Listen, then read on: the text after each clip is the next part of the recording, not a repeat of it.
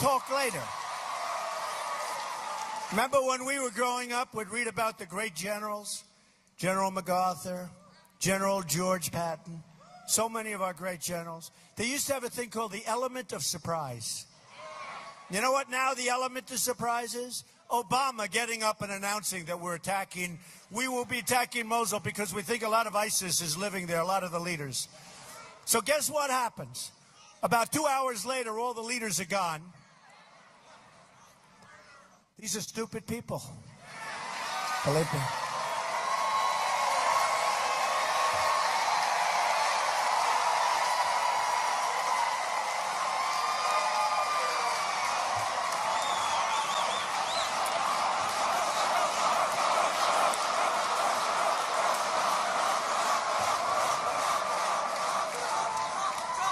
Median household income is only $25,000. Your government betrayed you, and I'm going to make it right. Get out and vote. Get out and vote on November 8th. Look, it's your last chance, folks, all of us. I didn't need to do this, believe me. This is work.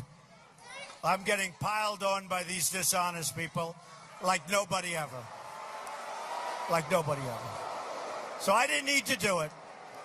And don't forget, I was on the other side. I was on the other side at the highest level. But I saw what was happening. And I said, this is never going to work. We're going to lose our country if we keep going and doing what they're doing.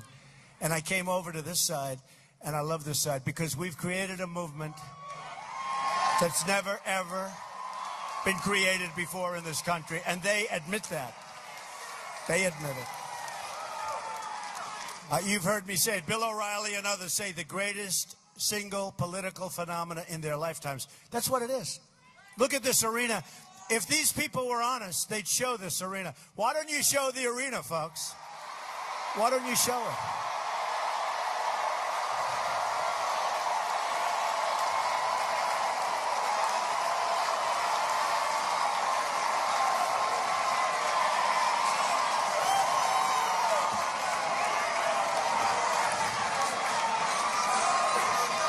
You notice the cameras never turn.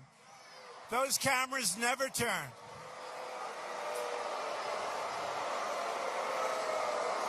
They never, ever turn.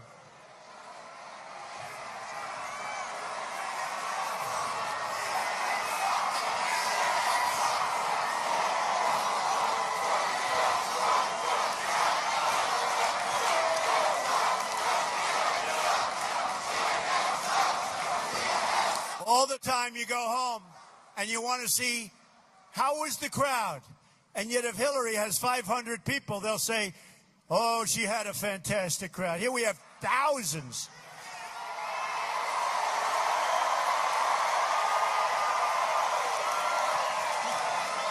They just said this is a new record for this arena, and there are thousands of people outside. And the media won't even mention. But if Hillary has 500 people, they'll say, oh, what a fantastic crowd. And wait till you see the results on November 8th. People are going to say, wow, that's really surprising.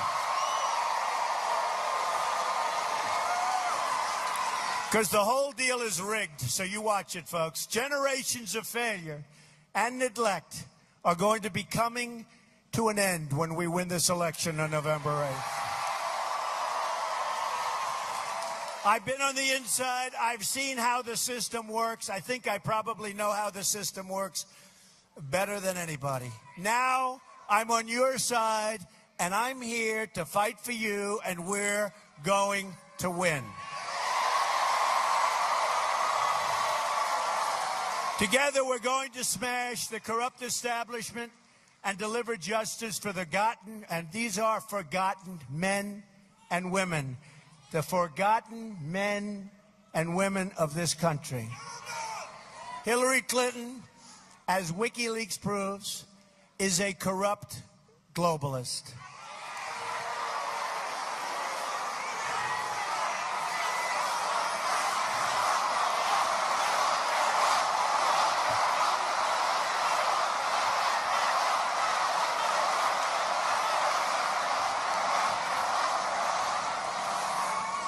Don't worry, that whole thing will be looked into. It's really, really sad.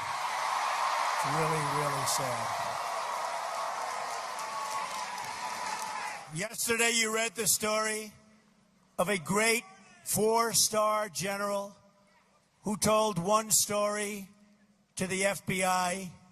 They said it wasn't true, might have been a lie. And guess what? His life is destroyed. He could go to jail for 5 years. She lied over and over and over and over.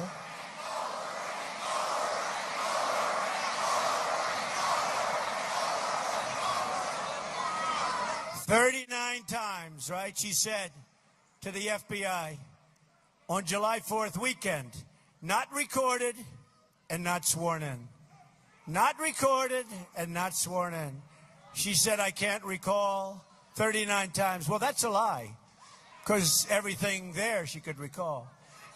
WikiLeaks show her entire position on the Trans-Pacific Partnership is a total lie. And you saw that during the debate, the second debate, where she said, oh, no. Remember what I called? What did she say? What did she say? She said what? Trans-Pacific Partnership. She said it was the gold standard. During the debate, she said, no, I never said that. She also said, with the line in the sand, the red line in the sand, no, I wasn't Secretary of State. Turned out she was Secretary of State. I thought so. And who won the debates, by the way? Well,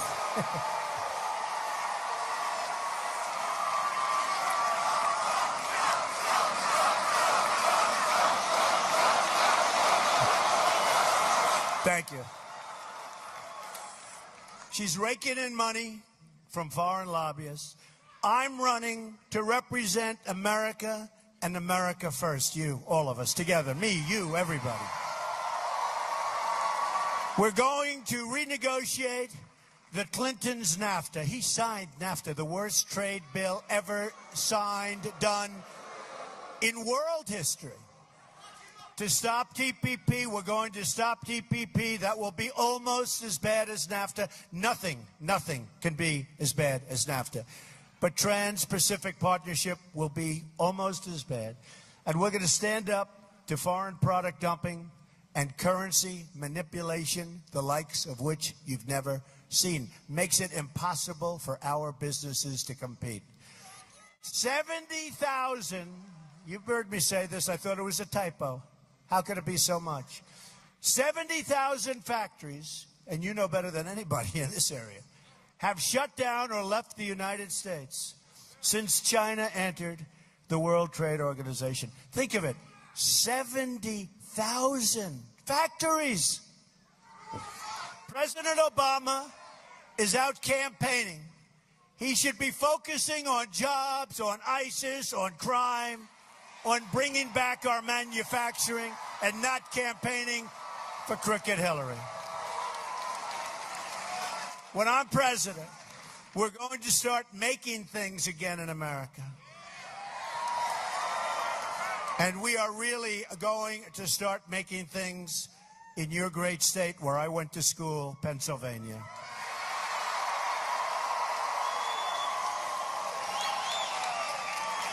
We're also going to unleash the power of American energy right here in Pennsylvania. Shale, oil, natural gas, clean coal, and all the new infrastructure that comes along with it. The Secure Energy for America Association just endorsed, guess who? Donald Trump. I'm not surprised. We're putting Pennsylvania back to work, and we're putting the special interests out of work. We're also going to rebuild our depleted military. These are the greatest people on earth, but our military is depleted. It's depleted. Our Navy is the smallest it's been since World War I. My plan, which 35 of the leading defense experts in the country endorsed this week, and by the way, I have endorsing me 200 admirals and generals and 21